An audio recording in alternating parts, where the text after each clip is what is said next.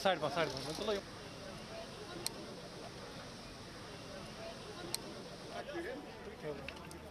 क्या करें उनके शुरू आदमी क्या